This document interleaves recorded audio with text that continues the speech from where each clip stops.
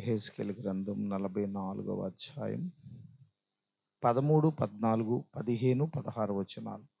13, 14, 15, 16 వచనాలు. 4 వచనాలు మనందరం కలిసి చదువుకుందాం. చదవండి.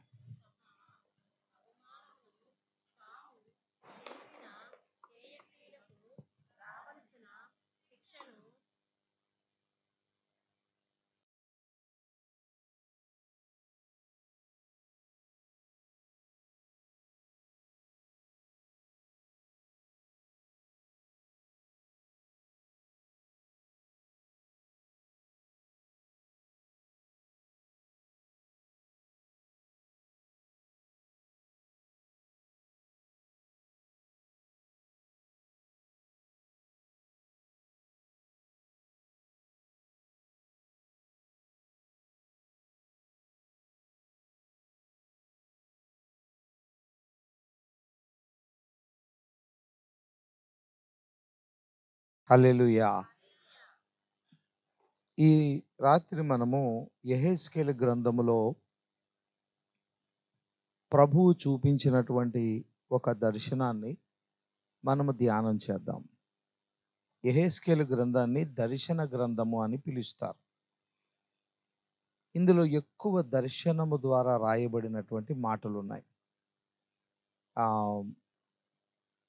ఈ వాక్యము ఈ రాత్రి మనము కొంత లోతైన సత్యాలను ఈ రాత్రి మనం నేర్చుకోవడానికి ప్రభు ఆయన మనల్ని నడిపిస్తున్నారు. ఎందుకంటే దేవుని వాక్యములో కొన్నిసార్లు మనం రక్షణకరమైన విశ్వాసములో బలపడటానికి కొన్ని బైబిల్ గ్రంథములో ఉన్న ఉపమానాల ద్వారా కొన్ని తేలికైన విషయాలను మనం ధ్యానం చేస్తాం. ఆ పరిస్థితిని బట్టి ప్రభు కొన్నిసార్లు మనకి ఆ విధమైన వర్తమానాలు ఇస్తారు. కానీ రాను రాను మీరు బలమైన ఆహారాన్ని తినాలి, ఆత్మీయమైన ఆహారాన్ని తినాలి. బలమైన ఆత్మీయ ఆహారము తినే వయస్సు మీకు ఇంకా ఎప్పుడు వస్తుంది? ఎప్పుడు ఇంకా లోతైన విషయాలను మీరు ఎప్పుడు ధ్యానం చేయాలి? పరలోక రాజ్యానికి ప్రయాణం చేయాలంటే నూతన బలాన్ని పొందాలి. ఆ బలము దేవుని వాక్యం ద్వారానే కలుగుతుంది. ఇంకా ఎల్కేజీ నర్సరీ పాఠాలే ఇంకా మీరు నేర్చుకుంటూ ఉంటే మరి ఇక బలమైన వాక్య భాగాలు ఇంకా ఎప్పుడు మీరు ధ్యానం చేస్తారు? ఇంకెప్పుడు మీకు ఈ వర్తమానాలు ప్రసంగించాలి? అంచేత మనం ఆత్మీయముగా దేవుని సన్నిధిలో ఎదగవలసినంతగా ఎదగలేకపోతున్నాం అనిపిస్తుంది. కానీ పరిశుద్ధాత్మ దేవుని కృప వల్ల మనము ఎదగగలం. Praise the lord. దేవునిలో మీరు ఆత్మీయంగా ఎదగాలి, ప్రార్థనలో ఎదగాలి. కాబట్టి ప్రేమపూర్వకంగా నేను మీకు చేసే విజ్ఞప్తి ఏంటంటే, దేవుని వాక్యం విన్న తర్వాత మీరు ఇంటికి వెళ్ళి మీరు నిద్రించే ముందు మరలా విన్న వాక్యాన్ని చదివి ధ్యానించాలి. ఏ వాక్య భాగాలైతే దేవుడు మీతో మాట్లాడాడో ఆ వాక్య భాగాల వారమంతా మీరు ధ్యానించాలి. ఆ అధ్యాయాలన్నీ ధ్యానించాలి. అలా మీరు చదవగలిగితే ప్రభువుతో మీ జర్నీ కొనసాగుతుంది. మీరు ప్రభువుతో ఉండగలుగుతారు. నిరంతరము ప్రభు సన్నిధిని మీరు అనుభవించగలుగుతారు. Praise the Lord. మీ పిల్లలకి అన్నం ముట్టిస్తారు కదా, అన్నం ముట్టిస్తారు. ఏ నెలలో? 5వ నెలలోనో 6వ నెలలోనో. అన్నం ముట్టించేటప్పుడు ఏం ముట్టిస్తారు? ఏమి తినిపిస్తారు? Option A chicken biryani, option B వినండి, ఆప్షన్స్ వినండి, 4 ఆప్షన్స్ ఉంటాయి. ఆప్షన్ బి గోంగూర పచ్చడి, ఆప్షన్ సి నల్లగారం, ఆప్షన్ డి పాలన్నం. Option D correct. ఎందుకని నల్లగారం వేసి పెట్టరు? ఇక వాడంతే, ఒక ముద్ద తిన్నాక ఇక అంతే. ఎందుకు బిర్యానీ వేయరు? అది తినే వయసు ఇంకా వాడికి రాలేదు. మరి 25 ఏళ్ళు వచ్చిన దున్నపోతలాగా తయారైనా మరి ఇంకా లమ్మ ఎత్తుకున్నాడికి పాలన్నమే తినిపిస్తుంది అనుకోండి, మరి ఆడిని ఏమనాలి? వాళ్ళ అమ్మని ఏమనాలి? వాళ్ళ అమ్మకి బుద్ధి లేదు, ఆడికి బుద్ధి లేదు. కనుక సంవత్సరాలు గతిస్తున్న మీరు రక్షణ పొంది ఎన్ని సంవత్సరాలు అయింది ఆలోచించండి. 5 ఏళ్ళు దాటిందా, 10 ఏళ్ళు దాటిందా? ఏంటి అలా చూస్తున్నారు? సీనియర్ మోస్టులు మేము అన్నట్టుగా చూస్తున్నారు. మరి లోతైనటువంటి దేవుని వాక్య భాగాలు మీరు ధ్యానించాలి. ఈ రాత్రి ప్రభు మనకి కొంత, మీకు ఒకవేళ ఎవరికైనా ఈ వాక్య భాగాలు, ఈ పేర్లు మీకు అర్థం కాకపోయినా కూడా పర్వాలేదు. మీరు శ్రద్ధగా, మీరు మనసు ఎటు పెట్టకుండా ఆ టపాసులు, ఆ కాకరపు గుత్తులు, ఆ రంగురంగుల వేటి మీద మీ మనసు పెట్టకుండా దయచేసి కొద్దిసేపు దేవుని వాక్యం మీద మనసు పెట్టగలిగితే అన్నీ అర్థమవుతాయి. ఎందుకంటే ఇది మానవులు రాసింది అనుకోండి, అవి కొన్ని అర్థం కాకపోవచ్చు. కానీ మానవులను కలగజేసిన వాడు, అంతరంగాన్ని కలగజేసిన వాడు, ఆయనే మన సృష్టికర్త. ఆయన మనతో మాట్లాడుతుంటే ప్రతి హృదయం అర్థం చేసుకుంటుంది. Praise the Lord. మంచిది. బైబిల్ గ్రంథంలో 3 మందిరాలు ఉన్నాయని బైబిల్ చెప్తుంది. ఒకటి మోషే కట్టిన ప్రత్యక్షపు గుడారం అరణ్యములో, రెండవది సొలొమోను రాజు కట్టినటువంటి దేవాలయం, మూడవ దేవాలయము యెహెజ్కేలు గ్రంథములో యెహెజ్కేలుకి దర్శనములో దేవుడు చూపించినటువంటి మందిరం. యెహెజ్కేలు గ్రంథం 40వ అధ్యాయం, 41, 42, 43, 44 ఈ 5 అధ్యాయాలలో యెహెజ్కేలుకి దేవుడు దర్శన రీతిగా ఒక మందిరాన్ని దేవుడు చూపించాడు. జాగ్రత్తగా వినాలి మీరు వాక్యాన్ని. మనసు లోపలికి వెళ్ళనివ్వండి. వంటగదిలో నుండి వచ్చేయండి, గ్యాస్ స్టవ్ దగ్గర నుండి వచ్చేయండి. హల్లెలూయా, హల్లెలూయా. దర్శన రీతిగా దేవుడు యెహెజ్కేలుకి ఒక మందిరాన్ని చూపించాడు. ఈ మందిరము భూమి మీద ఇంతవరకు ఎవ్వరూ కట్టలేదు, ఎవ్వరు ఈ మందిరాన్ని కట్టలేకపోయారు. 1933వ సంవత్సరం నుండి 1961వ సంవత్సరం వరకు ప్రపంచంలో ఉన్నటువంటి కొన్ని దేశాలలో ఉన్న యూనివర్సిటీకి చెందినటువంటి బైబిల్ ప్రొఫెసర్లు ఈ గ్రంథములో ఉన్న 5 అధ్యాయాలను దగ్గర పెట్టుకొని ప్రభువైన యెహోవా చెప్పినటువంటి ఈ మందిరపు కొలతల్ని వాళ్ళు డీకోడ్ చేయటం ప్రారంభించారు. అంటే ఆ ప్రభువు చెప్పిన కొలతలు ఎలా ఉంటాయో వాటిని బ్లూ ప్రింట్, అంటే ఇంజనీర్ ప్లాన్ వేస్తారు చూసారా, అలా ప్లాన్ గీయటానికి వాళ్ళు ప్రయత్నం చేశారు. ఎప్పుడు నుండి ఎప్పుడు దాకా? 1933 నుండి 61 వరకు వారు అట్లా ప్రయత్నం చేశారు. ఇంచుమించు 30 సంవత్సరాలు వారు ఎన్ని ప్రయత్నాలు చేసినా ఈ మందిరం యొక్క నమూనా ఎలా ఉంటుందో వారెవ్వరూ కూడా కనిపెట్టలేకపోయారు. ఎవ్వరు కూడా దాని ప్లాన్ గీయలేకపోయారు. ఎందుకో తెలుసండి? ఎందుకో తెలుసా? ఈ మందిరము దర్శనం రీతిలో ప్రభువు చెప్పిన మందిరం ఏ మానవుడు ఇంతవరకు భూమి మీద కట్టలేకపోయాడు, కట్టలేడిక. ఎందుకో తెలుసా? ఇది మానవులు నిర్మించే మందిరం కాదు, ఇది పరిశుద్ధాత్మ దేవుడు కట్టుచున్న మందిరము. Praise the Lord. మందిరము అంటే 4 గోడలతో ఉన్న మందిరం గురించి కాదు, సజీవమైన రాళ్ల వలె ఉన్న మన చేత దేవుడు కట్టుచున్న మందిరం ఇది. Praise the lord, praise the Lord. దీనిని ఏ మానవుడు కూడా కొలతలు వేయలేడు. Praise the Lord. ఏ మానవుని యొక్క జ్ఞానానికి ఈ మందిరం అందదు. సంఘము అనే ఈ మందిరమును పరిశుద్ధాత్మ దేవుడు కట్టుతున్నాడు. పరిశుద్ధాత్మ దేవుడు ఈ సంఘాన్ని నిర్మిస్తున్నాడు, నడిపిస్తున్నాడు. ఇది మానవ ప్రయత్నం వల్ల జరిగేది కాదు, మానవ ప్రయత్నాల వల్ల ఆగేది కూడా కాదు. స్తోత్రం చెప్పలేదే? Praise the Lord. మనుష్య ప్రయత్నాల వల్ల ఇది జరగదు, మనుష్య ప్రయత్నాల వల్ల ఇది ఆగదు. ఎందుకంటే దీన్ని కట్టుచున్నవాడు, నడిపిస్తున్నవాడు, బోధిస్తున్నవాడు మానవుడు కాదు, దేవాది దేవుడై ఉన్నాడు. ప్రభుత్వాలు దీన్ని ఆపజాలవు, మంత్రులు, నాయకులు దీనిని ఆపజాలరు, ఏ వ్యక్తులు దీని ఎదుట నిలవజాలరు. ఇది దినదినము దేవుని కృప వల్ల వృద్ధి ఎగుచూ ఉన్నది. హల్లెలూయా. అందుచేత ఇది దర్శనపు మందిరము అంటారు దీనిని. దర్శనపు మందిరం, విజనరీ టెంపుల్. ఇది దర్శనములో యెహెజ్కేలు చూచినటువంటి మందిరము. ఈ మందిరములో దైవజనుడైనటువంటి యెహెజ్కేలుకు దేవుడు ఒక మాట సెలవిస్తూ ఉన్నాడు. అదేంటంటే ఇక్కడ 44వ అధ్యాయాన్ని మనం చూసినప్పుడు ఇక్కడ 15వ వచనములో సాదోకు సంతతి వారగు లేవీలైన యాజకులే నా సన్నిధిలోనికి పరిశుద్ధ స్థలములోనికి రావాలి అంటున్నారు. మరి 13వ వచనంలో ఏమంటున్నారో చూడండి. తమ అవమానమును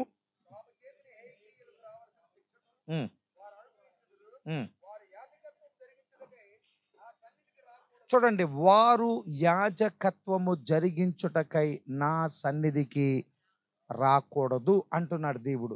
వారు అంటున్నాడు. అక్కడ దేవుడు ఒక పేరును మిస్ చేశాడు. ఒక పేరును దేవుడు పలకలేదు. వాస్తవానికి ఇక్కడ ఇద్దరు యాజకులు ఉన్నారు. బైబిల్లో ఇద్దరు యాజకులు ఉన్నారు. సాదోకు పరిశుద్ధ స్థలములోకి వెళ్ళాలి, కానీ వాళ్ళు రాకూడదు అన్నాడు. ఎందుకని దేవుడు వాళ్ళు అన్నాడు, కానీ వాళ్ళ పేరు చెప్పటానికి దేవుడు ఇష్టపడాల పరిశుద్ధ గ్రంథములో. ఎందుకో తెలుసండి? ఎందుకో తెలుసా? ఎవరు అసలు ఈ ఈ ఈ ఈ మిస్ అయిన వ్యక్తి ఎవరు? ఇద్దరు యాజకుల్లో ఒక పేరే దేవుడు ఎందుకు చెప్పాడు? ఒక యాజకుడి పేరుని దేవుడు ఎందుకు మిస్ చేశాడు? గత వారంలో మనము దేవుని వాక్యాన్ని ధ్యానిస్తూ ఒక స్తంభమేమో రాజులుగాను, ఒక స్తంభమేమో యాజకులుగా ఉండాలని మనం నేర్చుకున్నాం. యాజకులంటే ఎవరో కాదు, దేవుని ప్రజలైన మనమే. రాజులు ఎవరో కాదు, దేవుని ప్రజలైన మనమే. ఇప్పుడు ఇక్కడ యాజకులు ఇద్దరు ఉన్నారు, కానీ యాజకులలో ఒక అతని పేరుని దేవుడు పలకట్లేదు, ఒక అతని పేరుని దేవుడు ఇష్టపడలేదు చెప్పడానికి. వాళ్ళు నా పరిశుద్ధ స్థలములోకి రాకూడదు అన్నాడు దేవుడు. ఇంతకీ ఆ మిస్ అయిపోయిన ఆ యాజకుడి పేరు అబ్యాతారు. దావీదు దగ్గర ఇద్దరు యాజకులు ఉన్నారు. ఒక ఆయన పేరు అబ్యాతారు, రెండో ఆయన పేరు సాదోకు. ఎవరు ఈ అబ్యాతారు? చూడండి ఒకసారి లూకా సువార్తలో యేసు ప్రభువారే ఆయన 2వ అధ్యాయంలో, మార్కు సువార్త 2వ అధ్యాయం 26వ వచనంలో చూడండి. అబ్యాతారు ఎవరో యేసు ప్రభువే చెప్తున్నారు. మార్కు సువార్త 2:26. అబ్యాతారు. ఇప్పుడు చెప్పండి, అబ్యాతారు ఎవరు? హై ప్రీస్ట్, ప్రధాన యాజకుడు. అందరు చెప్పండి, ఏ యాజకుడు? 750 మంది యాజకుల పైన ప్రధాన యాజకుడు. మంత్రి వేరు, ప్రధానమంత్రి వేరు కదండి. ఎవరు గొప్ప? ప్రధానమంత్రి గొప్ప, ప్రైమ్ మినిస్టర్ కదా. సో ఈయన హై ప్రీస్ట్ అంటారు, ఈయన్ని ప్రధాన యాజకుడు ఈయన. సో ఈయన చాలా గొప్ప వ్యక్తి అబ్యాతారు. అబ్యాతారు కింద పనిచేసేవాడు సాదోకు. అయితే దేవుడు అంటున్నాడు, అబ్యాతారు నా పరిశుద్ధ స్థలములోనికి రాకూడదు, ఆయన బయటే ఉండాలి. సాదోకు మాత్రమే పరిశుద్ధ స్థలములోనికి రావాలి.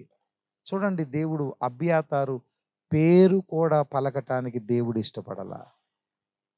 చాలామంది దేవుని మందిరంలో, దేవుని సన్నిధిలో చాలామందికి ఈ విషయం అర్థం కాదు. కానీ బైబిల్లో మనం చూస్తే దేవుడు నోవాహు పేరు రాశాడు, కానీ నోవాహు యొక్క భార్య పేరు బైబిల్లో రాయలేదు. ఆమె భక్తురాలు కాదా? భక్తురాలే. నీతిమంతురాలు కాదా? నీతిమంతురాలే. కానీ దేవుడు రాయడానికి ఇష్టపడాల. ఆయన కుమారుల పేర్లు రాశాడు, కానీ కోడళ్ళ పేర్లు దేవుడు రాయలేదు. యోబు భార్య పేరు రాయలేదు.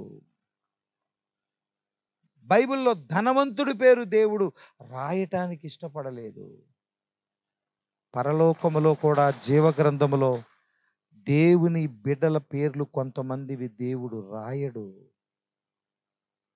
వాయ్? ఎందుకు? ఏం చేశాడు అబ్యాతారు? ఏం చేశాడని ఈ దర్శనపు క్రొత్త నిబంధన మందిరములో అబ్యాతారు పేరు కూడా పలకటానికి దేవుడు ఇష్టపడలేదు. ఆయన చేసిన తప్పేంటి?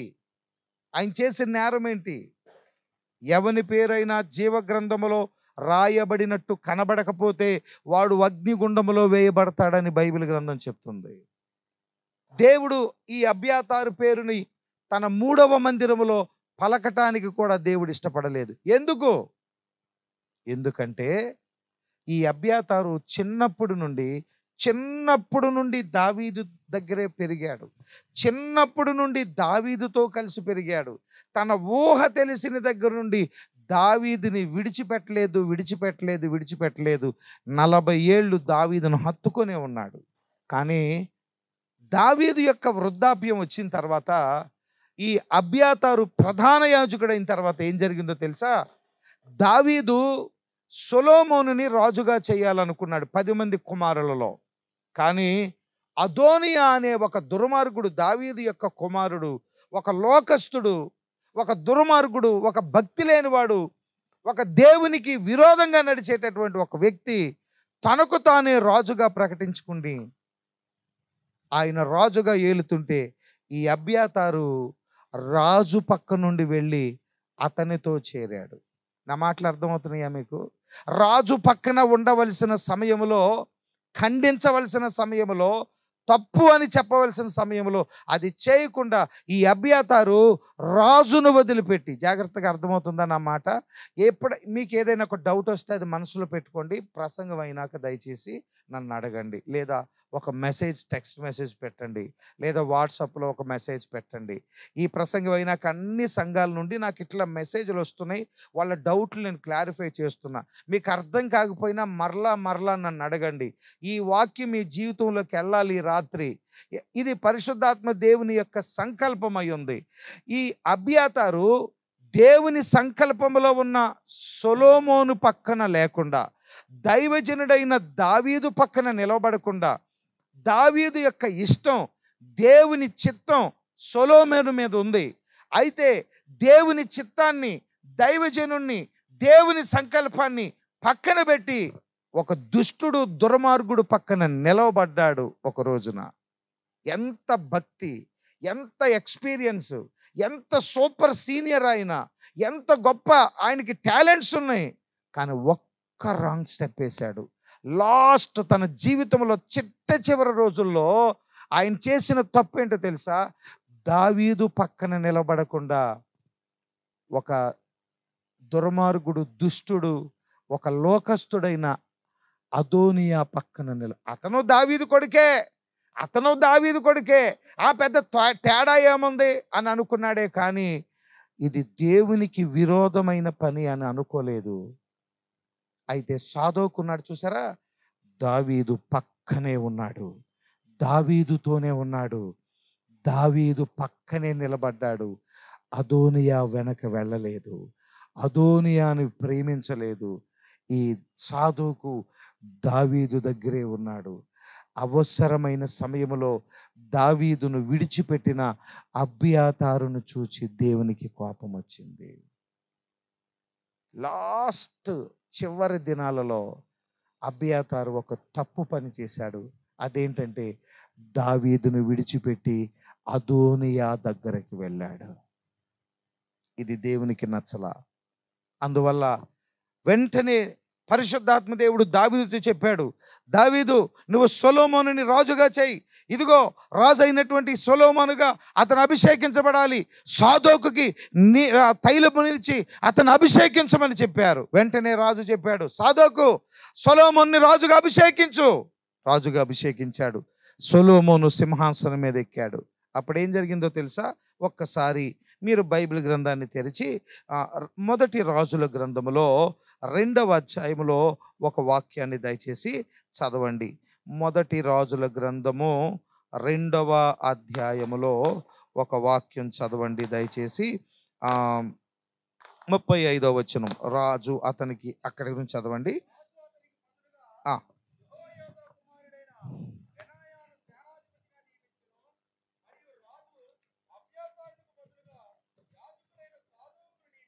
చాలండి.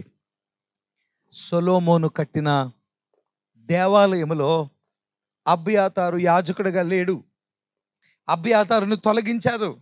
అబ్యాతారిక నువ్వు యాజకుడిగా నువ్వు దేవాలయంలో పరిశుద్ధ స్థలంలోనికి వెళ్ళొద్దు, నువ్వు బయటే ఉండిపో. వింటున్నారు కదూ. అబ్యాతారు అప్పటిదాకా ప్రధాన యాజకుడే, కానీ అబ్యాతారుని రాజు సొలొమోను అన్నాడు, నువ్వు ఇక లోపలికి రాకూడదు, పరిశుద్ధ స్థలంలోకి రాకూడదు, బయటే ఉండాలి, ఆవరణలోనే ఉండాలి, నీవు లోపలికి వెళ్ళొద్దు, పరిశుద్ధ స్థలంలోనికి ఇక నువ్వు రావద్దు అని అబ్యాతారుని ఆపేశారు, టెర్మినేట్ చేసేశారు, బ్యాన్ చేసేశారు. అబ్యాతారు గురించి కొత్త నిబంధనలో కొన్ని వేల సంవత్సరాల తర్వాత దేవుడు మళ్ళా చెప్తున్నారు, అబ్యాతారే కాదు, అబ్యాతారు సంతతి వారు కూడా లోపలికి రాకూడదు, వారు బయటే ఉండాలి. నన్ను ఆరాధించండి, నన్ను సేవించండి, నన్ను స్తుతించండి, కానీ పరిశుద్ధ స్థలములోకి రావద్దు, బయటే ఉండండి అని దేవుడు అన్నాడు. ఆ మాటలే యెహెజ్కేలు గ్రంథంలో మనం చదువుకున్నాం. ఈ రాత్రి మన ప్రసంగ అంశం ఏంటంటే బయట లోపల. అందరూ అనండి, బయట లోపల. బయట ఉంటావా లోపల ఉంటావా అనండి. అందరూ అనండి, బయట ఉంటావా లోపల ఉంటావా. రైట్. ఇంగ్లీష్లో అవుటర్ కోర్ట్ ఇన్నర్ కోర్ట్ అనండి. అందరూ అనట్లా. ఇదిగో ఇంగ్లీష్ తెగ వాడతారు మళ్ళీ. ఏటీఎం కార్డు ఉందో, ఏటీఎం కార్డు, దాని అర్థం మళ్ళీ తెలియదు. ఏటీఎం దాని పూర్తి పదం చెప్పరా, అది రాదు అడిగి. ఆర్టీసీ బస్సు ఆర్టీసీ అంటే ఏంటిరా అది తెలియదు అడిగి. ఇప్పుడు నీకు తెలుసా అంటే నీకు అస్సలు తెలియదు. మన ఇది ఏం పర్లా, అయినా కూడా మనం ఇంగ్లీష్ పదాలు వాడతాం. అవుటర్ కోర్ట్ ఇన్నర్ కోర్ట్ అనండి.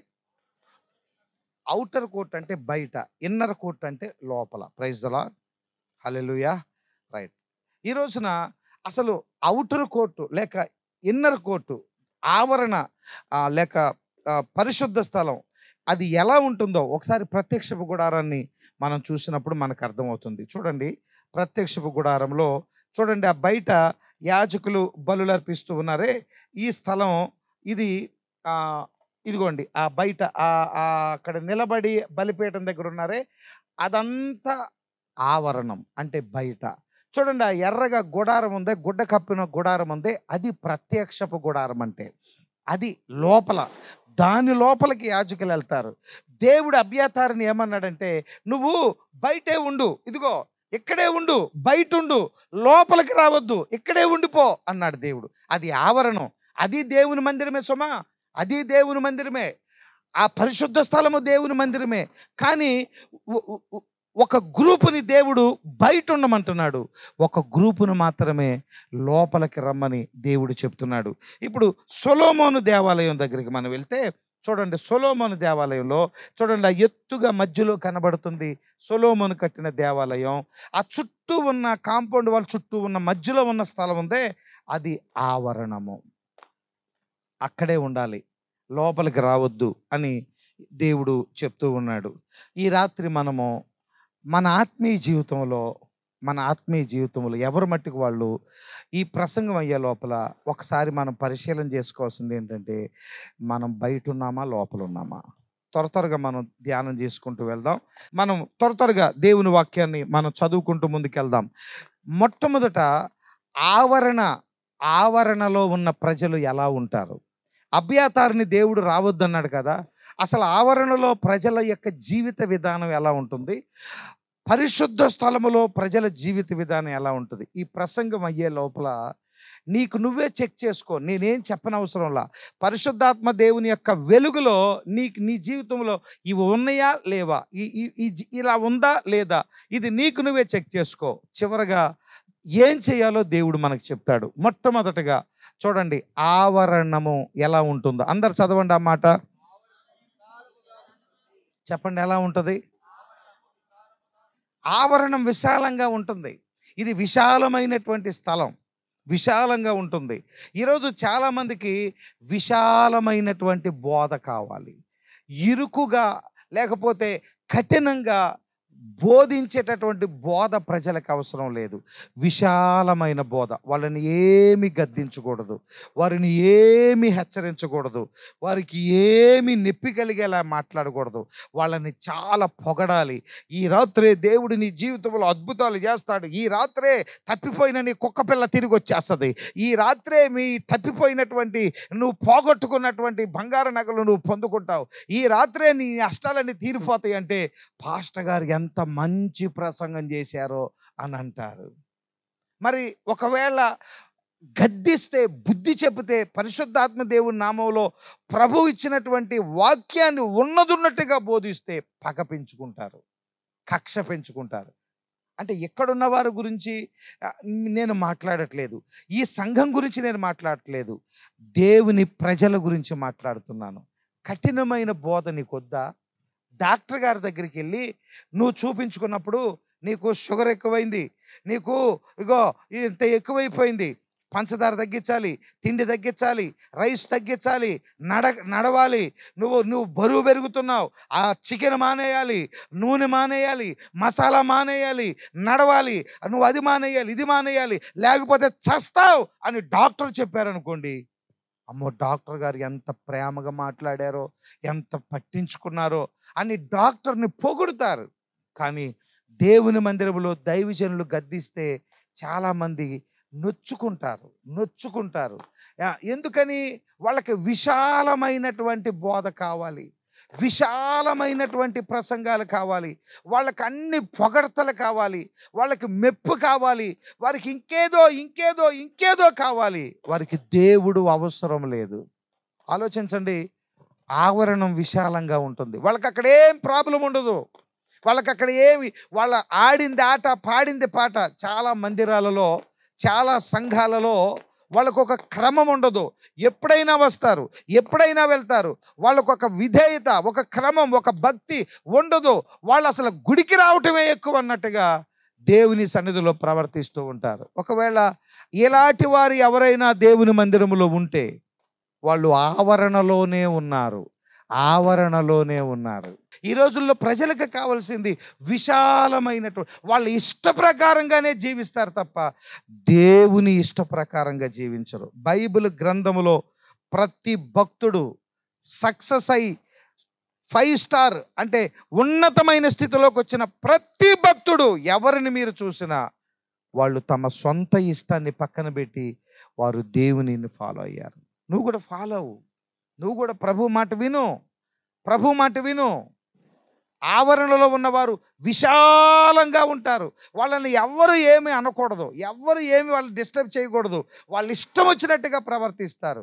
ఇలాంటి వారు ఆవరణలో ఉన్నవారు. నెంబర్ 2, రెండో దగ్గరికి వెళ్దామా? చదవండి అందరూ.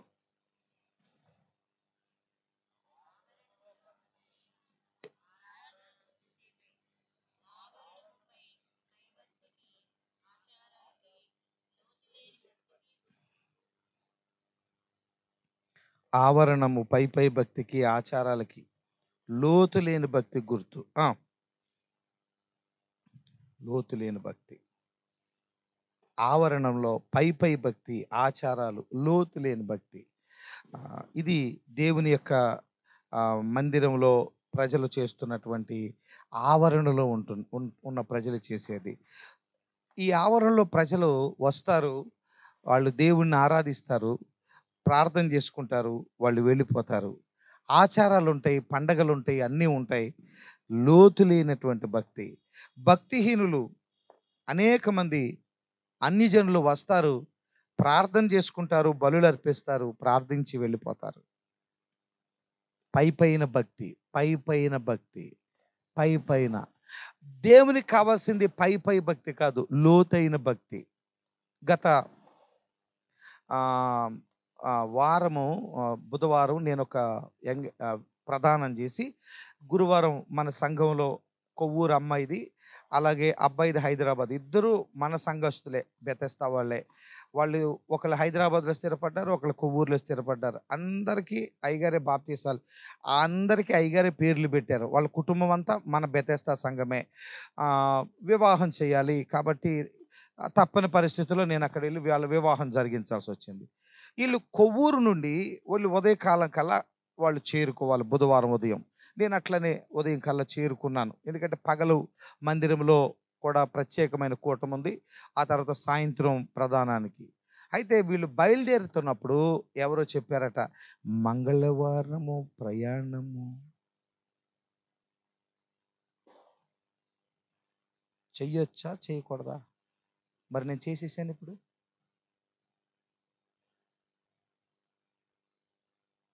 నేను బయట వ్యక్తుల గురించి మాట్లాడట్లా.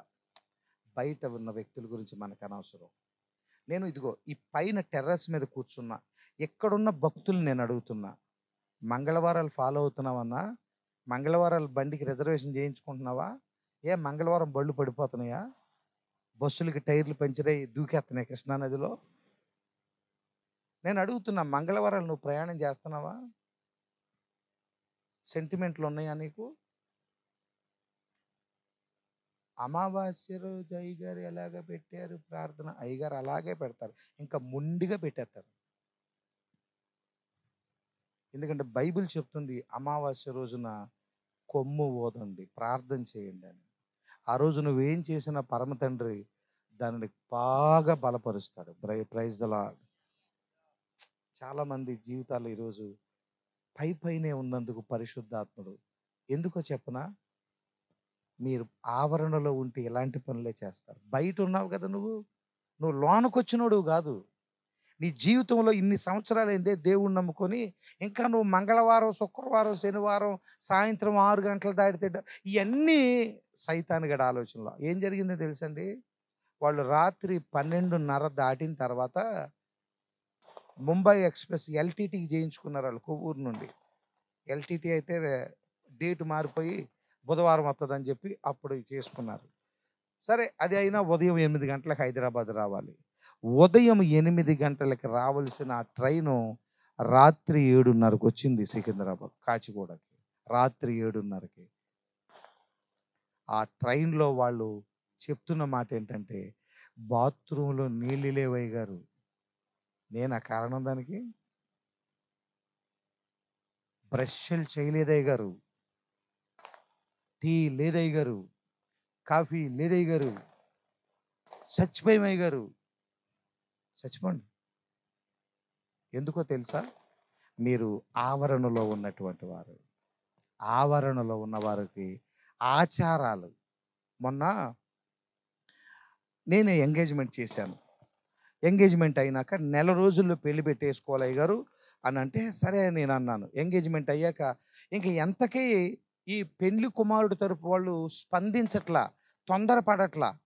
అప్పుడు నేనే కబురు చేశాను పెళ్లి కుమారుడు తండ్రికి తల్లికి, మీరు త్వరగా నా దగ్గరికి రావాలి, అబ్బాయిని తీసుకొని రావాలి. ఎందుకంటే నేను ఈ నెలలో చాలా తొందరపడుతున్నాను, నాకు చాలా ప్రయాణాలు ఉన్నాయి, దయచేసి మీరు త్వరగా డేట్ పెట్టుకోండి, తర్వాత నన్ను ఇబ్బంది పెట్టొద్దు అని అంటే, ఆ పెళ్ళి కొడుకు తల్లి పెళ్ళి కొడుకు ఇద్దరు నా దగ్గరకు వచ్చారు. అయ్యగారనే అయ్యగారనే ఈ సంబంధం క్యాన్సిల్ చేసుకుందాం అనుకుంటున్నామండి అయ్యగారనే. కట్నం నచ్చలేదా, పిల్ల నచ్చలేదా, లేకపోతే ఏంటి? అన్నీ బాగానే ఉండి అండి అయ్యగారండి. మా ఆయన గారండి ఎక్కడో చూపించాడంటండి, ఇద్దరు రాసులు చూపించారంటండి. మా వాడు మేకలో ఉన్నాడంటండి, ఆ అమ్మాయి సింహంలో ఉందంటండి. మీకు అర్థమవుతుందా? వీడెందులో ఉన్నాడు? ఆ అమ్మాయి వద్దన్నయ్య గారనే. ఎవడు చూపించాడు? మా ఆయన గారు వచ్చాడా, ఆయన రమ్మను. రానంటున్నాడండి, మీరు తిడతారని.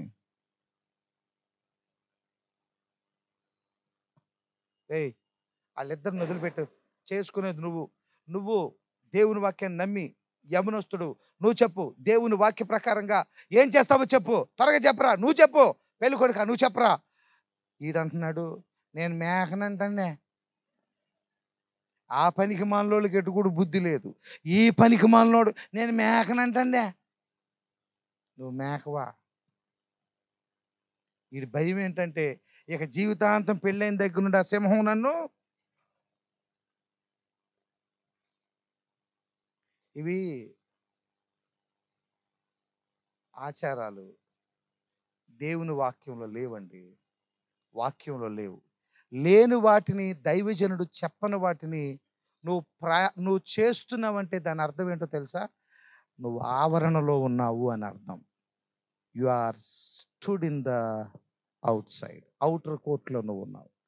ఈ రాత్రి మన ప్రసంగాంశం ఏంటంటే, అవుటర్ కోర్టా, ఇన్నర్ కోర్టా? బయట ఉంటావా, లోపల ఉంటావా?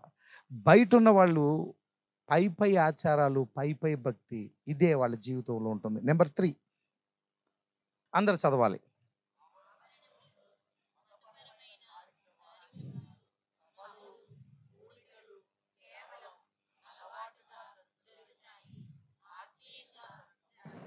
అన్నీ ఉంటాయి. ఆవరణలో ఉండేవారికి, చాలా సంఘాలకి నేను వాక్య పరిచయం చేయడానికి వెళ్తూ ఉంటాను. భారతదేశంలో చాలా రాష్ట్రాలు, మన రాష్ట్రంలో అనేక ప్రాంతాలు, తెలుగు రాష్ట్రాల్లో అనేక ప్రాంతాలు వెళుతున్నప్పుడు నేను గమనిస్తుంది ఏంటంటే, ఆచార రీతిగా కూడికలు జరుగుతాయి. అలవాటు రీతిగా ప్రజలు దేవుని మందిరానికి వస్తారు. అనేక మంది ప్రజలు దేవుని వాక్యాన్ని వినటానికి వస్తారు. కానీ అక్కడ ఆత్మీయత కనబడట్లేదు. ఆత్మీయత ఆత్మీయత అంటే ఏంటి? ఆత్మీయత అంటే ప్రజలు తమ పాపములను బట్టి పశ్చాత్తాపపడాలి, కన్నీరు విడవాలి, మారు మనసును పొందాలి, జీవితాలు మార్చుకోవాలి, స్వభావాన్ని మార్చుకోవాలి, కుటుంబాలు కట్టబడాలి, ఐక్యత, సహవాసం, ప్రేమ, కుటుంబాల్లో అభివృద్ధి చెందాలి. కానీ ఎలాగ ఉన్నాయో అలాగే ఉంటున్నాయి జీవితాలు.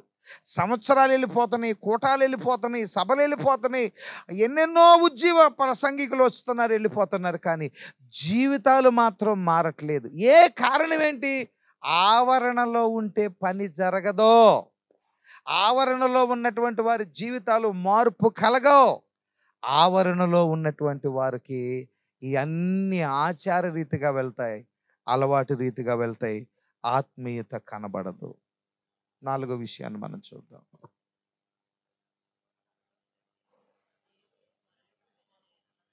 అందరు చదవాలండి.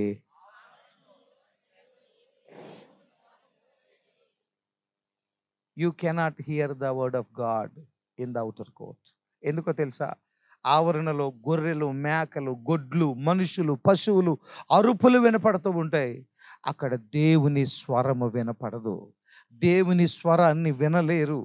అక్కడ మనుషుల అరుపులే, పశువుల అరుపులే, ఆ ప్రజల అరుపులే. ఎందుకంటే ఆవరణలోనికి భక్తులు రావచ్చు, భక్తిహీనులు రావచ్చు, దేవుని బిడ్డలు రావచ్చు, అన్యజనులు కూడా వచ్చి దేవునికి బలులు అర్పించవచ్చు. ఎవరిని కాదనరు.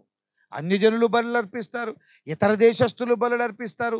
ప్రతి ఒక్కరూ ఎటువంటి వాడైనా దేవునికి బలు అర్పించవచ్చు. ఆవరణలో అందరూ బలులు అర్పిస్తారు. అందరూ వాళ్ళు గొర్రెలు, మేకలు తెస్తూ ఉంటారు. నానా జాతి వాళ్ళు వస్తారు, బలులు అర్పిస్తూ ఉంటారు, వెళ్తూ ఉంటారు. కానీ ఆవరణలో ఉన్నవారు ఎన్నడూ దేవుని స్వరాన్ని వారు వినలేరు. దేవుని స్వరాన్ని వారు వినలేరు. నువ్వు దేవుని స్వరాన్ని వింటున్నావా? దేవుని స్వరం నీ కుటుంబంలో నువ్వు వింటున్నావా? ప్రభువు ఎప్పుడైనా నీతో మాట్లాడా? దర్శనం ద్వారా మాట్లాడా? వాక్యం ద్వారా మాట్లాడా? ఎప్పుడైనా ఈ సాక్ష్యం నువ్వు చెప్పావా? ఇదిగో ప్రభు నా జీవితంలో వాక్యం ద్వారా నాతో మాట్లాడాడు, దర్శనమిచ్చి నాతో మాట్లాడాడు, దేవుని సన్నిధిలో ఆయన ఒక కళ ద్వారా నాతో మాట్లాడాడు. ఎవరికైనా ఇలాంటి అనుభవాలు ఉన్నాయా? దేవుడు మీతో మాట్లాడుతున్నాడా? ఆవరణలో ఉన్న వారికి దేవుని స్వరం వినపడదు. మొన్న ఒక సహోదరి అద్భుతమైన సాక్ష్యాన్ని చెప్పింది.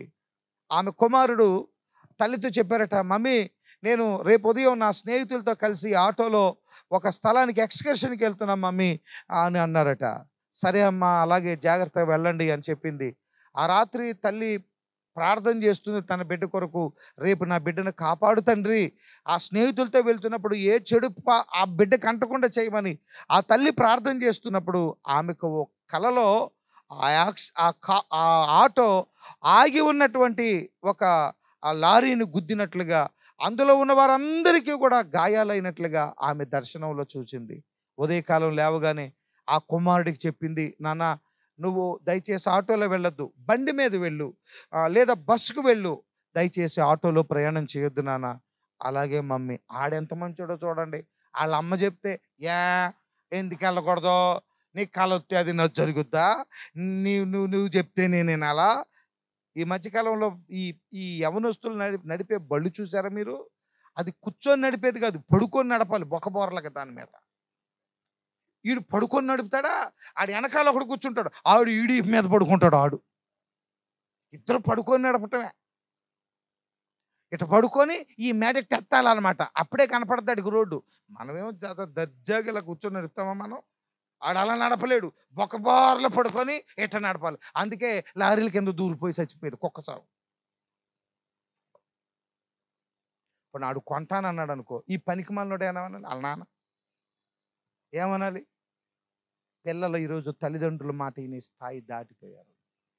లోబడే వాళ్ళు కాదు, మా ఇష్టం. ఎందుకో తెలుసా? తల్లిదండ్రులు బయటే ఉన్నారు, పిల్లలు కూడా బయటే ఉన్నారు. నువ్వు దేవుని మాట విను, దేవుని మాటకు లోబడు. పిల్లలు పెద్దయి పిల్లల కన్నా నీకు లోబడేవారుగా దేవుడు చేస్తాడు. హల్లెలూయా. తెల్లారి ఆ బిడ్డ బండి మీద వెళ్తున్నాడు, ముందు ఆటో వెళ్తుంది. కొద్ది దూరం వెళ్ళిన తర్వాత ఆ ఆటో అదుపు తప్పి ఆగి ఉన్న లారీని గుద్దుకుంది. అందులో ఉన్న వారందరూ గాయాలు. ఆ పిల్లవాడు ఫోటోలు పెట్టాడట వాళ్ళ మమ్మీకి. మమ్మీ, నువ్వు చెప్పినట్టుగానే జరిగింది మమ్మీ. దేవుని స్వరం వినే తల్లులు, దేవుని స్వరం వినే తండ్రులు ఇక్కడ ఉన్నారా? ఈ రాత్రి జీవం కలిగినటువంటి సంఘములో ఈరోజు పరిశుద్ధాత్ముడు చెప్తున్న మాట ఏంటంటే, ఆవరణలో ఉన్నవారు దేవుని స్వరాన్ని వినలేరు. నువ్వు దూరంగా ఉన్నావు, నువ్వు దేవుని స్వరాన్ని వినట్లేదు. ఇక మరొక 5వ విషయం చూద్దాం.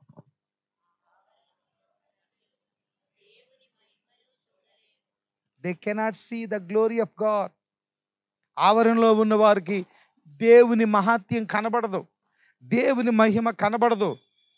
కానా అనే ఊరిలో యేసుక్రీస్తు ప్రభువారు ఆయన పెండ్లి విందుకి వెళ్ళి కూర్చున్నారు. అందరు వింటున్నారు కదా. మీ పక్కన వాళ్ళని అడగండి, వింటున్నావా? నా సంగతి నీకెందుకు, నువ్వు వినే. Praise the lord. యేసు ప్రభువారు కానా విందులోనికి వెళ్ళారు. అక్కడ ద్రాక్షరసం అయిపోయింది. ద్రాక్షరసం అయిపోయినప్పుడు యేసుక్రీస్తు ప్రభువారు పరిచారకులను పిలిచాడు. ఆయన దేవునికి స్తోత్రం చెప్పండి అందరూ. Praise the Lord. ఇంటోళ్ళని పిలవాలంటే, లేదా పెళ్లి కొడుకుని పిలవాలంటే, పెళ్లి కొడుకు తండ్రిని పిలవాలంటే, లేదా పెళ్లి కొడుకు మేనమామని పిలవాలంటే, పెళ్లి పెద్దని పిలవాలంటే ఎవరిని పిలుస్తున్నారు అక్కడ? పరిచారకులతో యేసయ్య పని. దేవునికి స్తోత్రం. Praise the Lord. ఏ కొరత తీరాలన్నా, ఏ అక్కర తీరాలన్నా, ఏ ఇంటిలో సమస్య తీరాలన్నా, ఇక్కడ వాక్య పరిచర్య చేసే పరిచారకుడిని దేవుడు ఇక్కడ నియమించాడు. దేవునికి స్తోత్రం. పరిచారకులు వచ్చారు. ఇంకో విషయం ఏంటంటే, ద్రాక్షరసం లేదు కదా, ఈ పరిచారకులు చేతులు కట్టుకొని నిలబడి ఉన్నారు. వారికి పని లేదు. వచ్చిన వాళ్ళందరూ ఎవరిని అడుగుతారో తెలుసా? ద్రాక్షరసం పోయమని పరిచారకులను అడుగుతారు. అడుగుతున్నప్పుడల్లా సిగ్గుతో తలకాయ ఉంచుకున్నారు పరిచారకులు. ఇప్పుడు సమస్య ఏంటో తెలుసా? ఇంటి వారికే కాదు సిగ్గు, పరిచారకులు కూడా సిగ్గు. కనుక యేసు పరిచర్య చేసేవాళ్ళు సిగ్గుపడకుండా ఉండాలని వాళ్ళకు ఒక పని చెప్పాడు. బాణలను నీళ్లతో నింపండి. Praise the Lord. ఇదేంటి ఉరుమురుమి మంగళం? ఏంటమ్మా, ఏమంటారు? ఆమె చెప్పదు. ఏదో అయిందట. ఇదేంటి వాళ్ళకి బాగలేకపోతే మా మీద పడుతున్నాడేంటి, ఈయన మాకు పని చెప్తున్నాడేంటి, వాళ్ళని అనాలి కానీ మమ్మల్ని అంటున్నాడేంటి, వాళ్ళని తిట్టాలి కానీ మమ్మల్ని తిడుతున్నాడేంటి, మేము లోకం అయిపోయి వీడికి అన్నారు. ఈ మాటలు ఎప్పుడైనా అన్నారా? అనుకున్నారా? హల్లెలూయా. అయితే మీకెలా? నాకేం తెలియదు, ఆయనకైనా తెలియదు. దేనికి స్తోత్రం. ఏంటి మమ్మల్ని అంటున్నాడేంటి? అసలు మేమేం? దేవుని బిడ్డలారా, నీ మీద దేవునికి ఒక ప్రణాళిక ఉంది. Praise the lord. హల్లెలూయా. ఎవడెట్టపోయినా దేవుడికి అవసరం లేదు, కానీ నువ్వు ఆయన కొరకు పరిచారకురాలుగా, పరిచర్య కొరకు, ప్రభు కొరకు నిలబడ్డావు కనుక నీతో ఆయనకు పని. Praise the lord. బాణల నీళ్లతో నింపండి. అక్కడెక్కడ ఉన్న బాణలన్నీ నీళ్లతో నింపండి. వారు అలాగ నీళ్లతో నింపుతా ఉన్నారు. అది వారి పని కాదు. అందరూ అనండి, చెప్పండి. అది వారి పని కాదు. లోపల ద్రాక్ష తిత్తుల్లో ఉన్న ద్రాక్ష రసాన్ని వాళ్ళు పోసుకొని వాళ్ళ ప్రజలకు ఇవ్వటమే వాళ్ళ పని. నీళ్లు నింపటం వాళ్ళ పని కాదు. అయితే యేసు ప్రభు చెప్తున్నాడు, బయట ఉన్న బాణాలని నీళ్లతో నింపండి. Praise the lord, praise the lord, praise the Lord. యేసయ్య చెప్పినట్టు వాళ్ళు చేశారు. ఎందుకు చెప్పాడో తెలియదు, ఆయన చెప్పినట్టు చేశారు. అవసరం ఉన్నా లేకపోయినా వారు దేవుడి కోసం, దేవుడు చెప్పిన పని. అసలు అది యాక్చువల్గా ఇర్రిలేటివ్, అది అసలు ఏమాత్రం దానికి దీనికి సింక్ అవ్వదు సిచ్యువేషన్లో. కానీ యేసయ్య చెప్పారు, చేశారు. ఇప్పుడు యేసు ప్రభు చెప్తున్నారు, ఈ నీళ్లను నేను ద్రాక్షారసంగా మార్చాను, వెళ్ళి చూడండి. దేవునికి స్తోత్రం. వారు వెళ్ళి చూస్తే నీళ్లు కాదు, దేవునికి స్తోత్రం. ఏం కనపడుతుంది? ద్రాక్షారసం అయిపోయింది. ప్రజలు ఏమన్నారో తెలుసా? వాళ్ళు ద్రాక్షరసం పోస్తుంటే, నానా ఇందాక పూసా చూడు, దానికంటే ఇది సూపర్గా ఉంది అంటున్నారు. దేవునికి స్తోత్రం. ఆశ్చర్యమైన విషయం ఏంటంటే, ప్రపంచంలో అనేక దేశాలు ద్రాక్ష పండ్లను ఉత్పత్తి చేస్తున్నాయి. బ్రెజిల్ ముందుంది, జర్మనీ, టర్కీ, ఇజ్రాయెల్ దేశం, ఇంకా ఇంకా మన భారతదేశం, శ్రీలంక, బర్మా, చైనా, అలాగే నేపాల్, ఎన్నో దేశాలు ద్రాక్ష పంటను ఉత్పత్తి చేస్తున్నాయి. కానీ the best wine in the world, it is produced in కానా. ఇప్పటికీ కూడా ప్రపంచంలో ది బెస్ట్ వైన్, రుచికరమైన ద్రాక్షారసం కానాలోనే దొరుకుతుంది. ఈ రోజుకి 2000 సంవత్సరాలైన నా ప్రభువు చేసిన అద్భుతం ఇంకా సాక్ష్యం చెప్తుంది. దేవునికి స్తోత్రం. నా దేవుడు దేనినైనా ఆశీర్వదిస్తే అది ఎన్ని సంవత్సరాలైనా ఆశీర్వాదం అలాగే నిలబడి ఉంటుంది. నా దేవుడు దేన్నైనా చూస్తే ఎన్ని సంవత్సరాలైన వారు నిలబడి ఉంటారు. నా దేవుడు దేన్నైనా దీవిస్తే తరతరాలు తరతరాలు ఆశీర్వాదం ఉంటుంది. Praise the lord, praise the Lord. దేవుని మహిమ ఆ రోజు ప్రజలు అక్కడ చూచారు. Praise the Lord. సహోదరుడా, సహోదరి, దేవుని మహిమ, దేవుని మహిమ. అసాధ్యమైనటువంటి కార్యాలు. నీరు ద్రాక్షరసంగా మారటం ఏంటి, రుచికరంగా మారటం ఏంటి? సృష్టికర్త ఎక్కడ ఉంటాడో అక్కడ సృష్టి. నీరు దేవుడు చేసిన సృష్టి, ద్రాక్ష పంట దేవుడు చేసిన సృష్టి, మానవులు దేవుని చేసిన సృష్టి, రాతి బాణలు దేవుని చేసిన సృష్టి, ప్రతి ఒక్కరు దేవుని చేసిన సృష్టి. సృష్టికర్త అప్పగించుకున్నటువంటి వారి కొరకు అద్భుతాలు చేస్తాడు ఈ రాత్రి కాలంలో. Praise the Lord. సహోదరుడా, సహోదరి, నీ జీవితంలో అన్నీ ఖాళీ అయి అవమానంతో, దుఃఖంతో ఇక ఈ పెళ్లి ముగుస్తుంది అని ఆ ఇంటి వారు అనుకున్నారు. కానీ అలా జరగలేదు. సంతోషంతో, సమాధానంతో, ఆశ్చర్యంతో, ఆనందంతో, మహిమతో ఆ వివాహం ముగించబడింది. ఈ రాత్రి నీ కుటుంబంలో ఎన్నో ఆందోళనలు, ఎన్నో టెన్షన్లు, ఎన్నెన్నో ఒత్తిళ్ళు. అయితే ఈ రాత్రి నువ్వు యేసు ప్రభు దగ్గరికి వస్తే ఆయన మహిమను నువ్వు కనులారా చూస్తావు. ఈ రాత్రి ఆయన మహిమ ఎలాంటిదో ఈ రాత్రి నువ్వు చూస్తావు. ఆయన ప్రభావాన్ని నువ్వు చూస్తావు. సృష్టికర్త ఈ రాత్రి మన మధ్యలో నిలబడి ఉన్నాడు. Praise the Lord. ఆవరణలో ఉన్న ప్రజలకి దేవుని మహిమ కనబడదు. తర్వాత విషయాన్ని మనం చూద్దాం.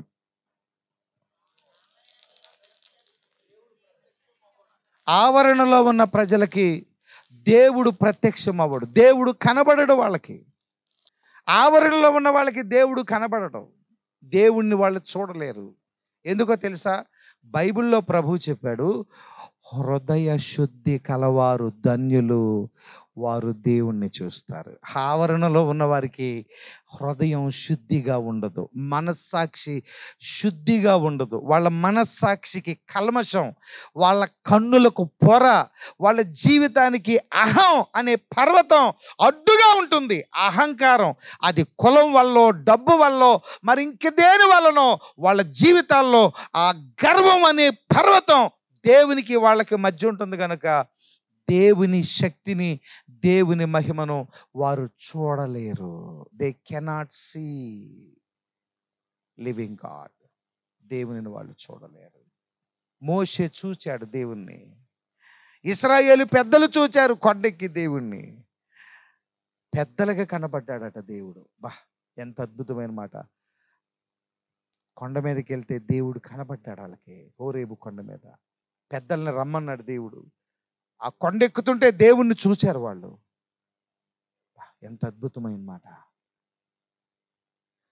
ప్రార్థనలో, దేవుని సన్నిధిలో కూర్చొని, దేవుని పాదాల దగ్గర కూర్చొని ప్రభువుతో సహవాసం చేసేవాళ్ళు చాలా తక్కువ మంది. నువ్వు దేవుణ్ణి చూడగలుగుతున్నావా? ప్రభు యొక్క కృపను, ఆయన మహిమను చూడగలుగుతున్నావా?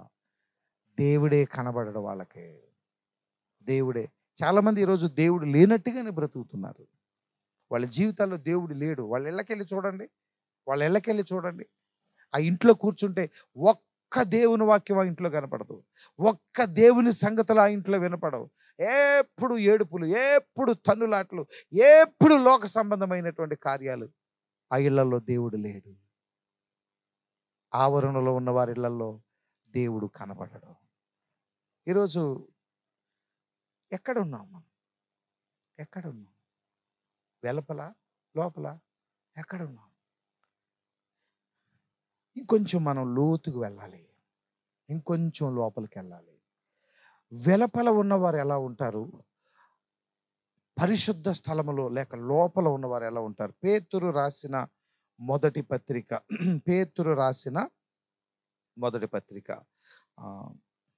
3వ అధ్యాయం.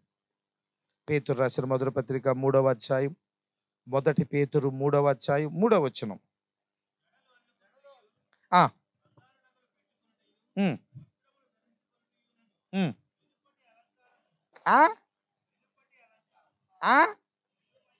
అందరు చెప్పట్లా ఏ అలంకారాలు ఇవి?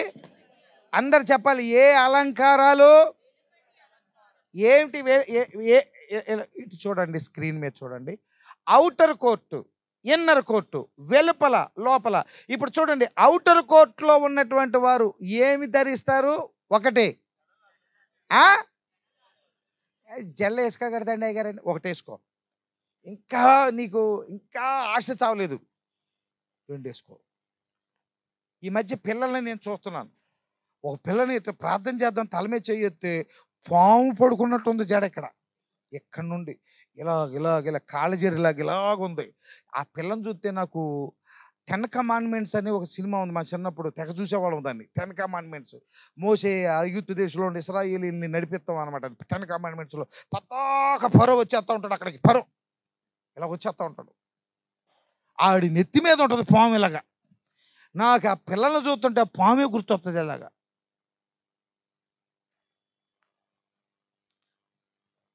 ఆ పిల్లకంటే తెలియదు అనుకో, ఆ జడేసిన దాన్ని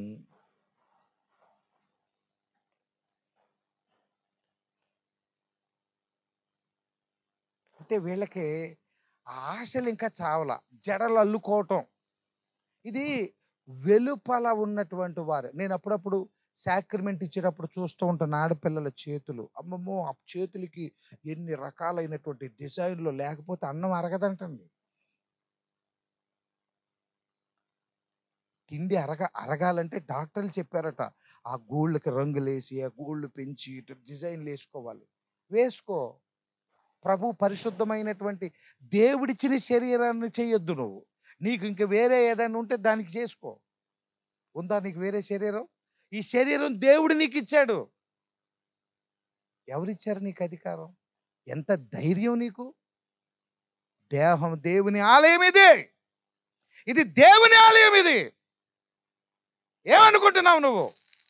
నా శరీరం, నా ఇష్టం, నా చెవులు, నా ముక్కు, నా దేహం అనుకుంటున్నావు. ఇది దేవుని శరీరము.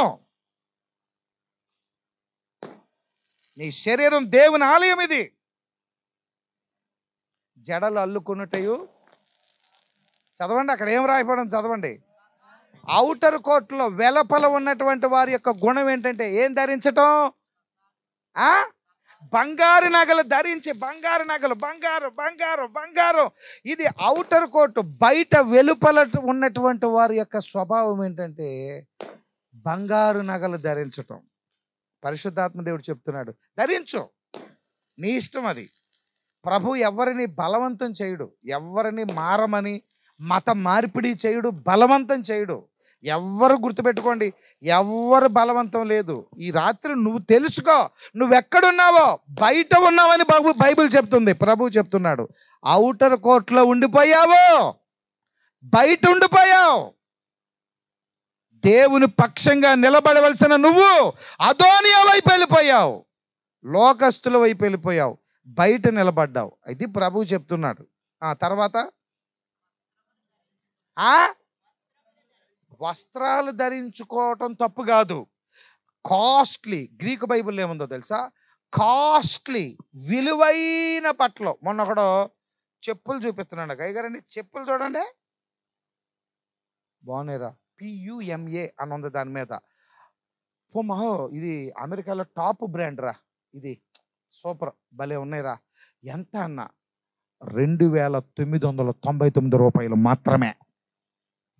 3,000 3,000 చేతులకి వేసుకుంటావా, కాళ్ళకి వేసుకుంటావరా? కాళ్ళకేనా? 3,000 స్లిప్పర్స్ అండి అయ్యే. ఆడంటున్నాడు, అమ్మో నా ప్యాంట్ చూస్తే పడిపోతావేమో అన్నాడు. ఆడు, ఇది ప్యాంటుకే పడిపోతానా, లోనకి రా అన్నాడు. లోనికి వెళ్ళానండి. లోన చూపిస్తే 2 మోకాళ్ళ దగ్గర రంధ్రాలు ఉన్నాయండి ఆడి ప్యాంటుకే. కంకర రోడ్డు మీద బొక్కబార్లు పడిపోయాడు అనుకుంటా. 2 మోకాళ్ళకి రంధ్రాలు ఉన్నాయండి.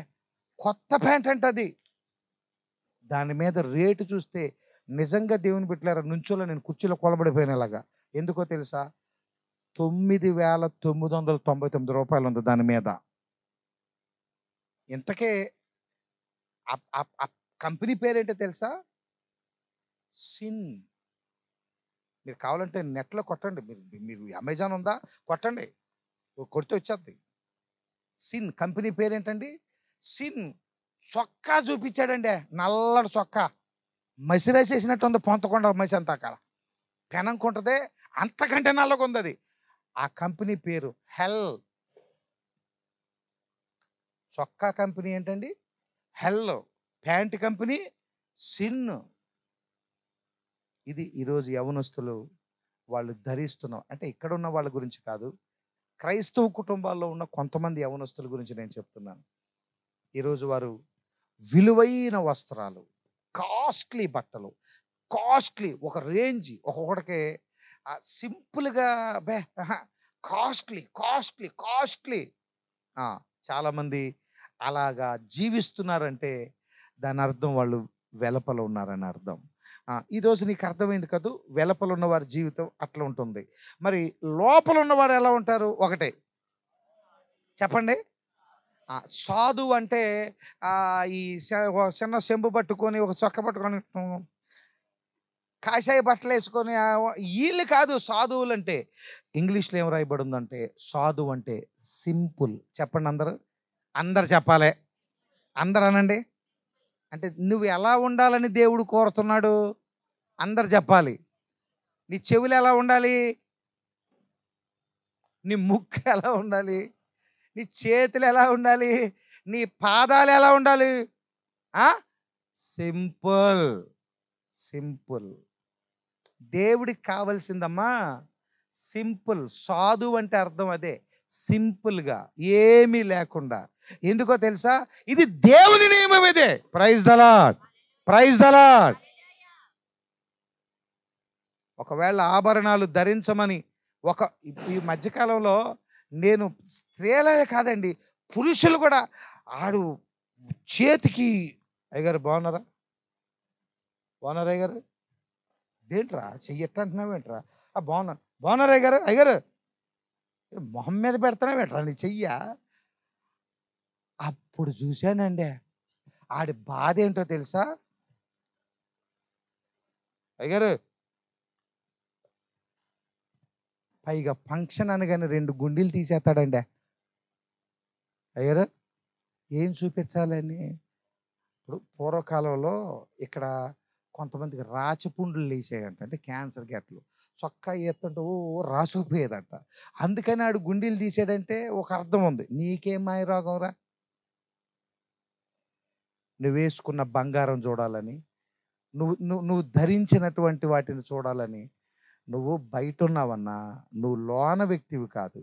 నువ్వు దేవుని రాజ్యంలో కనబడతాను అనుకుంటున్నావేమో, నువ్వు బయటే ఉంటావు. జ్ఞాపకం చేసుకోండి. సాధువైనట్టు 2 మృదువు అంటే సాఫ్ట్. Praise the lord. సాఫ్ట్గా ఉంటారు. ఏం పర్లేదులే, మనకేముంది, మనకే ఏం పర్లేదు, ఏమైనా పర్లేదులే, సర్దుకుందాంలే. దేవునికి స్తోత్రం. హల్లెలూయా, హల్లెలూయా, హల్లెలూయా. నువ్వు అడుగుతావా లేదా? ఏం అడగాలి? వాళ్ళకి కూర ఎక్కువ వేశారు, మనకి తక్కువ వేశారు. పని పోతే పోయింది. మనం దేవుని, హల్లెలూయా. కూర గురించి గొడవ, గ్రేవ్ గురించి గొడవ, అన్నం గురించి గొడవ, స్వీట్ గురించి గొడవ, ప్లేట్ గురించి గొడవ, చోటు గురించి గొడవ.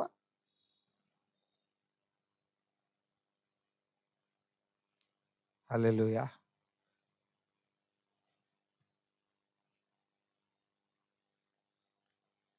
తిప్పలు ఎందుకురంటే అప్పుల గురించి అన్నాడంట. అప్పులు వాళ్ళు ఏమైందంటే నొప్పులు ఉన్నాడు. నొప్పులు నొప్పులు నొప్పులు నొప్పులు. చివరికి లాస్ట్కి ఏంట్రా అంటే డప్పులు. డప్పులు తెలియదా?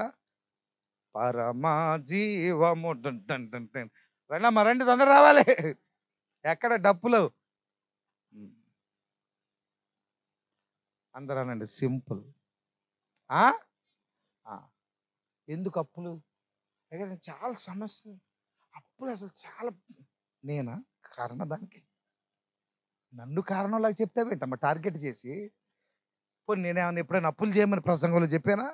పైగారు చెప్పా, దేవుడు బిడ్డలారా అప్పులు చేసేయండి చేసేయండి. వాళ్ళని చూసి వీళ్ళని చూసి అప్పులు ఎందుకు చేస్తున్నావు? తినకో, తగ్గించు తగ్గించు, ఏం పర్లేదు, ఓర్చుకో. దేవుడు నీకు ఇచ్చేంత వరకు నువ్వు సహించుకొనుండు, సింపుల్గా ఉండు. దేవునికి స్తోత్రం కలుగును గాక. హల్లెలూయా. ఇప్పుడు మనం దేవుని వాక్యంలో మనం ముగించే ముందు, ఇప్పటిదాకా బయట ఔటర్ కోర్టులో ఉన్న వ్యక్తులు మనం చూసాం. ఇప్పుడు ఇన్నర్ కోర్టులో ఎలా ఉంటుందో త్వరగా మనం చదివి ప్రార్థన చేసుకుందాం. పరిశుద్ధ స్థలములో, పరిశుద్ధ స్థలం అంటే ఇన్నర్ కోర్టులో మొట్టమొదటి విషయం చదవండి. పరిశుద్ధ స్థలము. అందరు చెప్పాలి, పరిశుద్ధ స్థలము. Praise the lord, praise the Lord. ఇది విశాలమైనది కాదు, ఇది ఇరుకైనది. ఇక్కడ సుఖభోగాలు ఉండవు, ఏ విధమైనటువంటి లగ్జరీ లైఫ్ ఉండదు. కష్టాలు, ఇరుకు ఇరుకు. 2025 సంవత్సరం ప్రారంభం దగ్గర నుండి దేవుని బిడ్డల జీవితంలో, కుటుంబంలో ఎన్నో పోరాటాలు, ఎన్నో ఇబ్బందులు, ఎన్నెన్నో ఎన్నెన్నో ఎన్నెన్నో. ఎందుకు ఇవన్నీ? నీవు పరిశుద్ధ స్థలములో ప్రవేశించి ఉన్నావు. చేతులెత్తి దేవునికి స్తోత్రం చెబుతూ ఉండగా, ఇదిగో దేవుడి మందిరములో కొంతమందిని పరిశుద్ధ స్థలములోనికి తీసుకువెళుతున్నాడు. Praise the lord, hallelujah. పరిశుద్ధ స్థలములోనికి దేవుడు ఆహ్వానించాడు. వారు పరిశుద్ధ స్థలములో అడిగి పెట్టారు. పరిశుద్ధ స్థలములో, అందుకే వారు ఇరుకులలో, ఇబ్బందుల్లో, పోరాటములలో, అనేకమైన శ్రమలలో నలగగొట్టబడుతున్నారు. పరిశుద్ధ స్థలములో ఉన్నారు వాళ్ళు. Praise the lord. పరిశుద్ధ స్థలములో ఉన్నావంట గుర్తేంటో తెలుసా? నీ జీవితంలో అన్ని ఇరుకులే, అన్ని పోరాటాలే, అన్ని శ్రమలే, అన్ని ఇబ్బందులే, అన్ని అవమానాలే, అన్ని దెబ్బలే, బాధలే, సమస్యలే మర్చిపోవద్దు. నీ రక్షకుడైన యేసు నీ ముందు వెళ్తున్నాడు పరిశుద్ధ స్థలములో. Praise the lord. పరిశుద్ధ స్థలం ఎలా ఉంది? ఇరుకు. ఇది గుర్తుపెట్టుకోవాలి మీరు. నెంబర్ 2 చదవాలందరూ.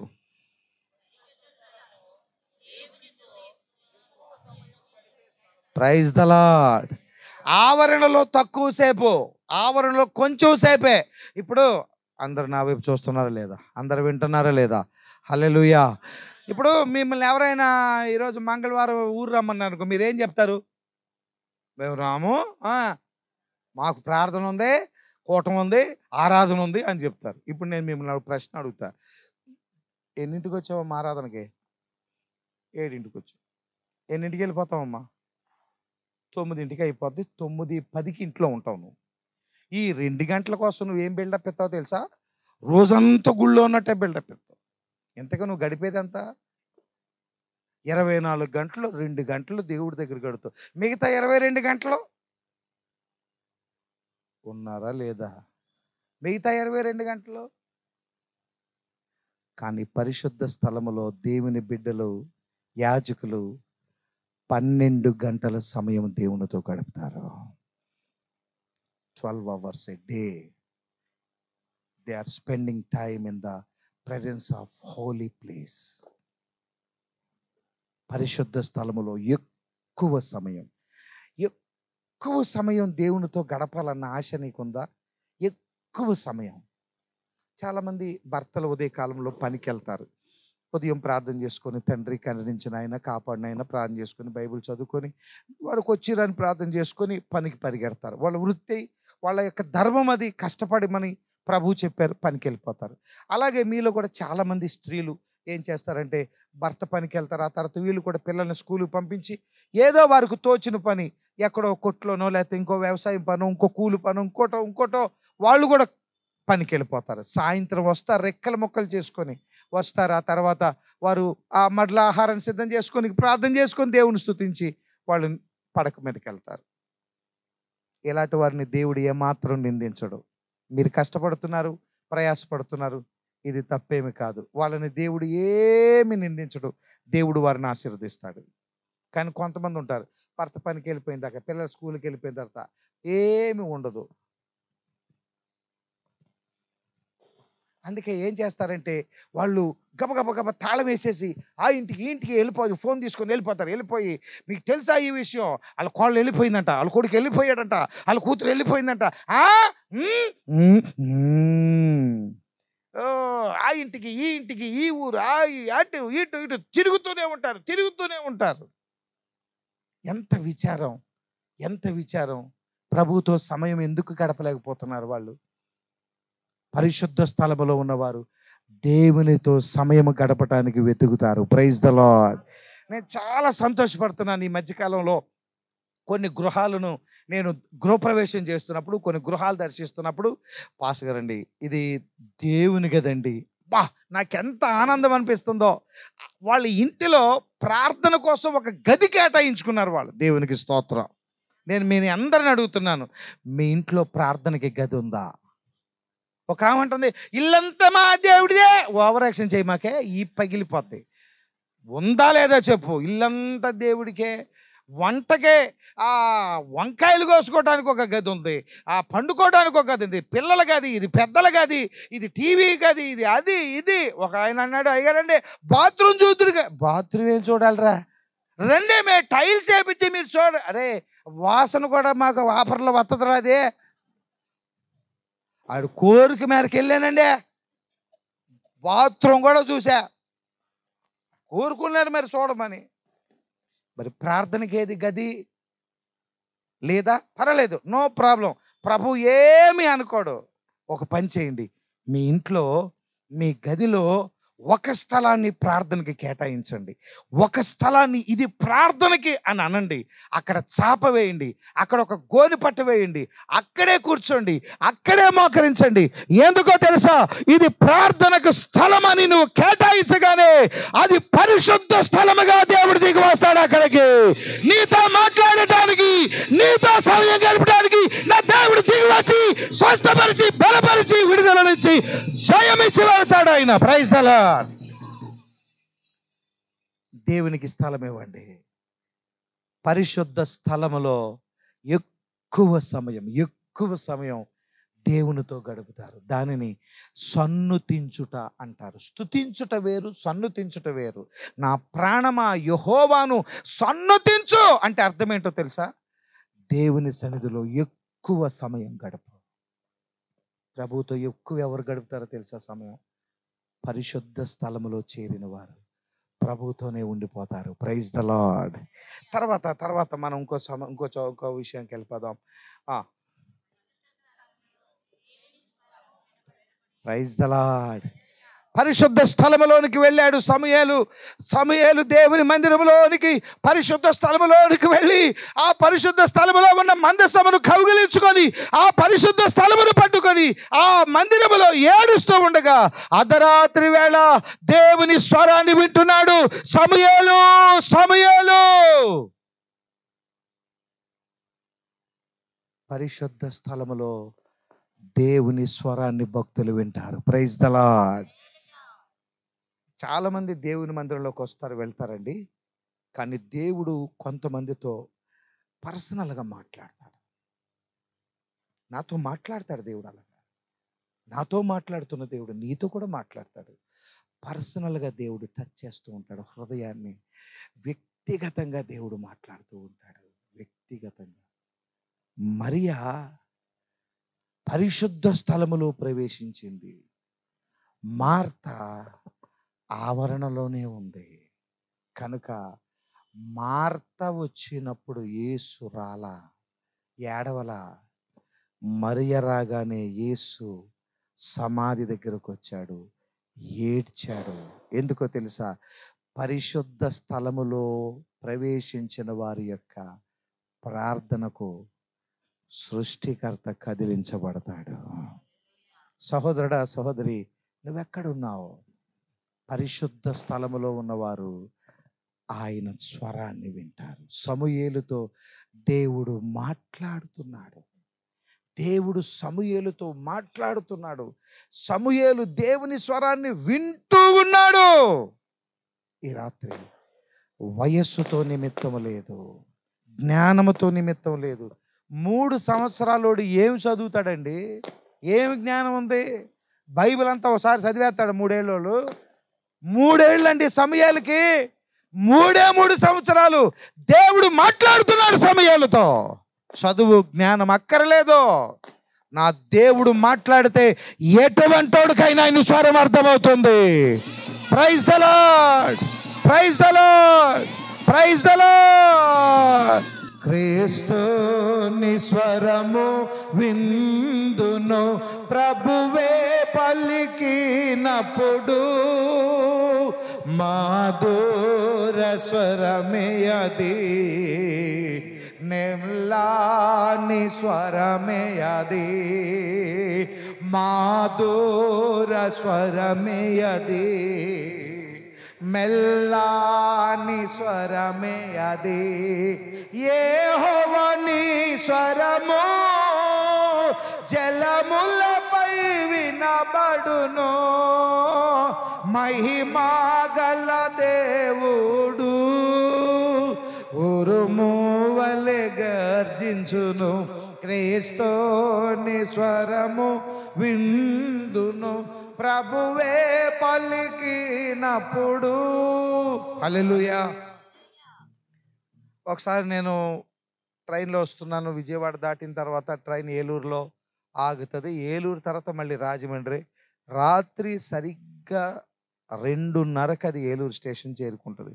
నేను ప్రార్థన చేసుకొని, ప్రభా రాత్రి 2:30 అంటే బాగా ప్రసంగం చేశారు, మెలకు వస్తుందో రాదో. అప్పుడు ఈ సెల్ ఫోన్లు ఇవి లేవు. ఈ చిన్న చిన్న ఫోన్లు, అవి అలారము అది అంతా తెలియదు. ప్రభా నువ్వే సహాయం చేయను ఆయన అని ప్రార్థన చేసుకొని పడుకుని మెత్తగా పడుకుంది. ట్రైన్ వచ్చి ఏలూరు లాగింది. నాకు మెలకు లేదు. కానీ ఎవరో లే ఏలూరు వచ్చింది లే అన్నాడు. వెంటనే లేచి కులిక్కిపడి అటు వంగి చూస్తే ఏలూరు ప్లాట్ఫారం మీద ట్రైన్ ఆగుంది. అమ్మా ఎవరు లేపారని చూస్తే చీకటిగా ఉంది కంపార్ట్మెంట్ అంతా. గబుక్కుని బ్యాగ్ తీసుకుని ఒక్క దూకే బయటికి ట్రైన్ కదిలిపోయింది. దేవానికి ఎన్నో స్తోత్రాలు. నువ్వే లేపు. స్తోత్రం హల్లెలూయా. నాకు అర్థమైంది ఎవరు లేపారు నన్ను. లే ఏలూరు వచ్చింది లే. నీకు ఎప్పుడైనా దేవుడు లేపాడా నిన్ను? తెల్లారి 7 అయినా 8 అయినా నాన్న పేక మీద కాలేసి తొక్కుతుంటే అప్పుడు లేస్తాం. పరిశుద్ధ స్థలములో ఉన్నవారు దేవుని స్వరాన్ని వింటారు. Praise the lord. తర్వాత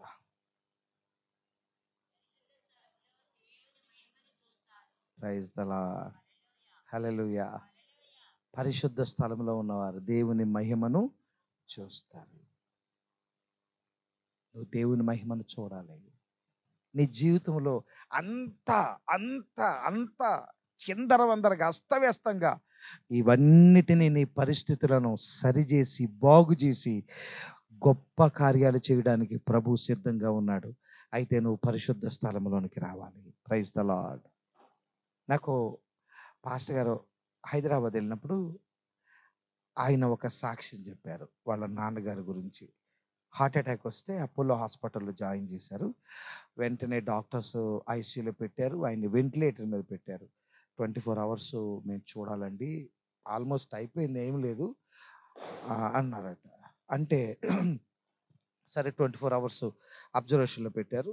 24 గంటలు అంటే ఒక రోజు తర్వాత అడిగారు, సార్ ఎట్లా ఉందంటే, ఏం లేదండి, ఇంకా వెంటిలేటర్ తీస్తే ఇంకా అయిపోయినట్టే, అంతా డిక్రీజ్ అయిపోయింది, అన్ని డౌన్ అయిపోతున్నాయి, మీరు మీ ఏర్పాట్లు చేసుకోండి అన్నారట. అంటే దాని అర్థం ఏంటంటే, మీరు ఇంక అంబులెన్స్ని తెచ్చుకోండి, మీ ఊరు తీసుకెళ్ళిపోండి. ఎందుకంటే ఆ డాక్టరు ప్రభువుని నమ్ముకున్న ఆయన. కనుక ఆయన, నేను మరి యాక్చువల్గా అయితే ఇక్కడ చాలా డ్రామా చేస్తారు, అవన్నీ మనం చేయలేము. కనుక ఆయన దైవ సేవకుడు, ఆయన పాస్టర్ గారే, పెద్ద ఆయన వాళ్ళ కుమారుడు, ఆయన పాస్టర్ గారు, వద్దు మీరు తీసుకెళ్ళిపోండి పాస్టర్ గారు, అయిపోయింది, ఇంకా నాన్నగారు లేరు లేరు అన్నారట. అయితే ఆ మాట వినగానే ఈ పాస్టర్ గారు, ఇంకా వాళ్ళ నాన్నగారి పని అయిపోయింది అని అనగానే ఆ డాక్టర్ అన్నట్టు, ప్లీజ్ డాక్టర్ గారండి, నాకు కొంత టైం ఇవ్వండి, కొంత టైం ఇవ్వండి, నేను దేవుణ్ణి బ్రతిమలాడుకుంటాను, నాకు కొంత టైం ఇవ్వండి. సరే మీ ఇష్టం. ఆ పాస్టర్ గారు ఆ హాస్పిటల్లో ఖాళీగా ఉన్న ఒక గదిలోనికి వెళ్ళి ఆ గదిలో మోకరించి ప్రభువుని అడుగుతున్నారట, ప్రభువా, ఇంకా కొన్ని సంవత్సరాలు నా తండ్రిని బ్రతికించండి. ఈ సమయంలో ఒకవేళ నా తండ్రిని రాజ్యంలోనికి వస్తే, ప్రభువా నువ్వు అన్నీ చేయగలవు, కానీ నాకు కొంత సమయం కావాలయ్యా, ఈ సమస్యల మధ్యలో, ఈ పరిస్థితుల్లో నా తండ్రిని తీసుకోవద్దు ప్రభువా, నేను నిన్ను బ్రతిమలాడుకుంటున్నాను, నా తండ్రిని ఇవ్వని కన్నీళ్లతో నా తండ్రి కొరకు నేను బ్రతిమలాడుకున్నాను. ఆ మాట చెప్తున్నప్పుడు నాకు చాలా దుఃఖం వచ్చింది. ఎందుకంటే ఆ సమయంలో నాకు కూడా ఆ సంఘటన గుర్తొచ్చింది. దైవజనుడు పెద్దయ్య గారు కరోనా వచ్చినప్పుడు ఆయన గుంటూరు హాస్పిటల్ అడ్మిట్ చేశారు. చాలా భయంకరమైన పరిస్థితి, చనిపోతారని డాక్టర్ చెప్పారు. మేము ఏమి చెప్పలేము 5 రోజుల దాకా అని చెప్పారు. ఆ సమయంలో నేను నాకు కూడా ఆ కరోనా ఎక్కువ అది సోకిందని ఆ రిపోర్ట్స్ చెప్తూ ఉన్నాయి, ఆ స్కానింగ్లో తెలుస్తూ ఉంది. ఆ టైంలో మాకందరికీ కూడా టెస్టులు చేయటానికి తీసుకొని వచ్చారు, మేము ఇంటికి వచ్చాం, టెస్టులు చేస్తున్నారు. దేవుని కృప వల్ల మా అందరికి నెగిటివ్ వచ్చింది. అయితే అక్కడ అయ్యగారి పరిస్థితి చాలా సీరియస్గా ఉంది. తెల్లారితే ఆదివారం శనివారం ఆ రాత్రి, తెల్లవారుజామున ఆ రాత్రి మా మేనగోడలు టీనాకి ఫోన్ చేసి, అయ్యగారు టీనా, రేపు ఆదివారం కనుక నా వైట్ డ్రెస్సు, నా క్యాపు తీసుకొని రా, తెల్లవారుజామున 3 గంటలకు వెళ్ళరా, నేను స్నానం చేయాలి, రేపు నేను దేవుని వాక్యాన్ని నేను చదవాలి, నువ్వు నా బైబిల్ తీసుకొని, నా వైట్ డ్రెస్ తీసుకొని, క్యాప్ తీసుకొని నువ్వు రమ్మని చెప్పారు. నాకు తెల్లవారుజామున 3 గంటలకి బయలుదేరి వెళ్ళి స్నానం చేయించి ఆ బట్టలు వేస్తే క్యాప్ పెట్టుకొని బైబిల్ గ్రంథాన్ని చదువుకుంటుంటే ఆ పాప ఫోన్ చేసింది, మావయ్య తాతయ్య లేచి కూర్చొని ఆయన బైబిల్ గ్రంథాన్ని చదువుతూ ఉన్నారు. అమ్మ ఏం చదువుతున్నారో ఒకసారి అది నాకు వీడియో పెట్టంటే, ఆ రోజు దైవజనుడు చదువుతున్న వాక్యం ఏంటో తెలుసా? నా తండ్రి నాతో కూడా ఉన్నాడు, ఆయన నన్ను ఒంటరిగా విడిచిపెట్టలేదు. Praise the lord, praise the lord, praise the lord, హల్లెలూయా. ఎంత అద్భుతమైన దేవుడు, ఎంత ఆశ్చర్యమైనటువంటి దేవుడు. పరిశుద్ధ స్థలములో ఉన్నటువంటి వారికి ఆయన తన మహిమను చూపిస్తాడు, మహిమను చూపిస్తాడు, మహిమను చూపిస్తాడు. ఈ రాత్రి నీ జీవితంలో ఇంకంతా అయిపోయింది, అంతా అయిపోయింది అనుకోవద్దు, మహిమను చూపిస్తాడు. ఆ దైవజనుడు లోపలికి వెళ్ళి ప్రభువా ప్రార్థన చేస్తూ అడుగుతున్నాడు నా తండ్రికి ఆయుష్నిమ్మని. అయితే ఆయన ప్రార్థన చేస్తూ ఉండగా దేవుని యొక్క అద్భుతం, ఆశ్చర్యమైన కార్యం దేవుడు పని చేయటం ప్రారంభించాడు. వెంటనే ఆ తండ్రి ఆయన తన ముక్కుకున్న మాస్కులన్నీ తీసేస్తూ నర్సును పిలుస్తున్నాడు, నర్సు గారు ఇలా రండి, నాకెందుకు ఇవన్నీ పెట్టారు, దయచేసి తీసేయండి, దయచేసి తీసేయండి అని అంటుంటే డాక్టర్ కొరకు ఆమె పరిగెత్తి వెళ్ళింది.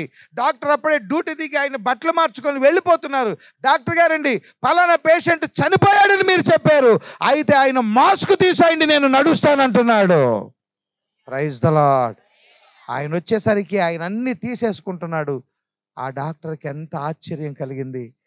ఆయన ఏంటి సార్ ఏమైంది?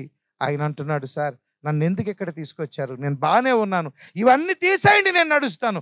అవన్నీ తీసేస్తే ఎవరు సపోర్ట్ లేకుండా ఆయన ఐసీయూలో నడవటం ప్రారంభించాడు ఆ తండ్రి గారు. ఆ పాస్టర్ గారితో చెప్తున్నారు, అయ్యా మీ నాన్నగారు నడుస్తున్నారు, దేవుడు మీ ప్రార్థన ఆలకించాడు. హాస్పిటల్ దేవుని మహిమను చూచారు ఆ రోజున. సహోదరుడా, సహోదరి, ఈ రాత్రి నా ప్రభువైన యేసుక్రీస్తు ఆయన సజీవుడై మన మధ్యలో సంచరిస్తూ ఉన్నాడు. ఈ రాత్రి ఆయన సజీవుడు ఈ రాత్రి మన మధ్యలో సంచరిస్తున్నాడు. ఆయన నామమున మనం ఏమడిగిన ఆయన చేయగలిగిన వాడు. ఆయన నామమున మనం ఏమడిగిన ఆయన చేయటకు తన చాపిన హస్తాన్ని ఈ రాత్రి మన కొరకు దేవుడు చాపి ఉన్నాడు. దేవునికి మహిమ కలుగును గాక. Praise the lord. నా దేవుడు అద్భుతమైన కార్యములు చేయవాడు. ఈ రాత్రి తన యొక్క మహిమను మనకు చూపించడానికి ప్రభు ఈ స్థలములో ఉన్నాడు. Praise the lord. తర్వాత చివరిగా మరొక మాట మనం చూసి ప్రార్థన చేసుకుందాం. నువ్వు దేవుణ్ణి చూస్తావు, దేవుని కార్యాలను చూస్తావు, నువ్వు యేసుని కన్నులారా చూస్తావు. దేవుడు నీ ఇంట్లో ఉన్నాడు అనే విషయాన్ని ప్రజలు చూస్తారు, లోకం చూస్తారు, నీ బంధువులు చూస్తారు. నువ్వు అనుభవిస్తావు దేవుని మహిమను.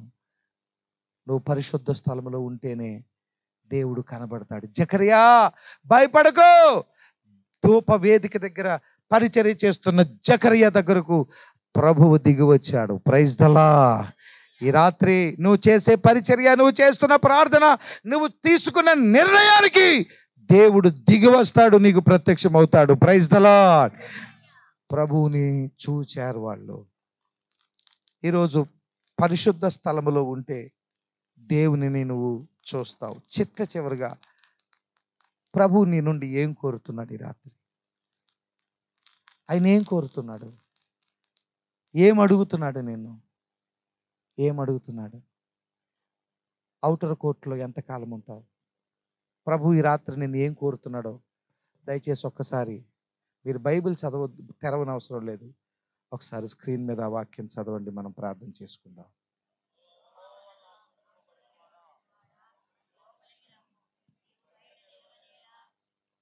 ఈ రాత్రి ప్రభు నిన్ను అడుగుతున్నాడు, నేను నిన్ను ఆశీర్వదిస్తున్నాను, నా ఆశీర్వాదం నీకు తోడుగా ఉంది. నువ్వు ఇంకా ఎంతకాలం బయట ఉంటావు?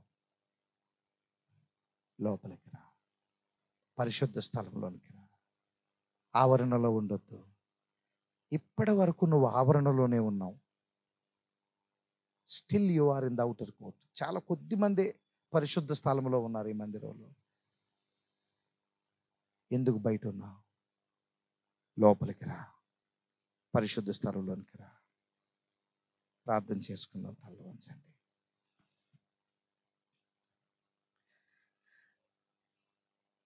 ప్రభువా, ఈరోజు నన్ను పరిశుద్ధ స్థలంలోనికి చేర్చుకో తండ్రి. నీ సన్నిధి నుండి త్రోసివేయకు, నీ ఆత్మ నా నుండి తీసివేయకు. అందరూ మోకరిద్దాం, ప్రభుతో చెబుదాం. నీ రక్షణానందము నాలో మరలా కలిగించుము, నాలో మరలా కలిగించుము, నాలో మరలా కలిగించుము. ప్రభుని అడుగుదామా? నీ సన్నిధి నుండి త్రోసివేయకు, నీ ఆత్మ నా నుండి తీసివే. మరొకసారి అడుగుదామా? హృదయపూర్వకముగా నీ ఈ రాత్రి చేతులెత్తి నువ్వు పాడు. పరలోకపు తండ్రి పరిశుద్ధాత్మ దేవుడు నీ మీదకు దిగి వస్తాడు. నీ సన్నిధి నుండి ఆవరణలోనే ఉన్నాను, ఆవరణలోనే జీవిస్తున్నాను. ప్రభువా, నీ సన్నిధిలో నుంచి నన్ను త్రోసివేయొద్దు. నీ సన్నిధి నుండి ఎలుగెత్తి నీ సన్నిధి నుండి నువ్వు దేవుని వైపు మోకాళ్ళ మీద ఉండి చేతులెత్తి పాడుతూ ఉంటే దేవుని ఆత్మ నీ మీదకి దిగి వస్తారు. పశ్చాత్తాపం కలుగుతుంది. పరిశుద్ధుడైన దేవుడు నిన్ను తాకుతాడు. ఎప్పుడు యేసయ్య నిన్ను తాకుతాడో అప్పుడు పశ్చాత్తాపము కన్నీరు వస్తుంది. నీ సన్నిధి నుండి ఎలుగెత్తి నోరు వెప్పి సైతాన్ గాడికి చోటనివ్వద్దు. నీ సన్నిధి నుండి నీ సన్నిధి నుండి నీ సన్నిధి నుండి నా దగ్గరకు వచ్చే వారిని ఏమాత్రమును త్రోసివేయనన్నాడు యేసయ్య. ఈరోజు మోకాళ్ళ మీద చేతులు పైకెత్తి పశ్చాత్తాపముతో నన్ను త్రోసివేయొద్దు నాయనా, నన్ను త్రోసివేయొద్దు తండ్రి అని పరలోకపు తండ్రి దగ్గర మోకాళ్ళ మీద వచ్చావు కనుక యేసయ్య నిన్ను త్రోసివేయడు. నీ కన్నులలో నుండి కారిన ప్రతి కన్నీటి చుక్కను తుడిచివేసే దేవుడు ఆయన. పరలోకపు తండ్రి నీ పిల్లలు మోకాళ్ళ మీద చేతులెత్తి ఏమని పాడుతున్నారో మీరు ఆలకిస్తున్న దేవుడు, మీరు మా మధ్యలో ఉన్న దేవుడు నాయన. ఆవరణములలో ఉండక బయటే ఉండక పైన భక్తిగా జీవించక లోతునకు వచ్చి దేవాలయములోనికి వచ్చి నీ మహిమను చూచే బిడ్డలుగా నడిపించండి. నీ వాక్యమును విన్న వారందరినీ దర్శించండి. యేసు ప్రభు నామములో స్తుతి చెల్లించి వేడుకొంచున్నాము తండ్రి. మన ప్రభు అయిన యేసుక్రీస్తు ప్రభు కృపయు తండ్రి అయిన దేవుని ప్రేమయు పరిశుద్ధాత్మ దేవుని యొక్క శక్తి ఆయన పిల్లలమైన మనందరికీ దేవుని పాదాల దగ్గర మోకాళ్ళ మీద చేతులెత్తి నీ సన్నిధి నుండి నన్ను త్రోసివేయొద్దని నోరారా పాడిన ఒక్కొక్క బిడ్డను దేవుడు నిత్యము జ్ఞాపకము చేసుకొని నిత్యము ఆయన సన్నిధిలో నడిపించును గాక. Audio Jungle.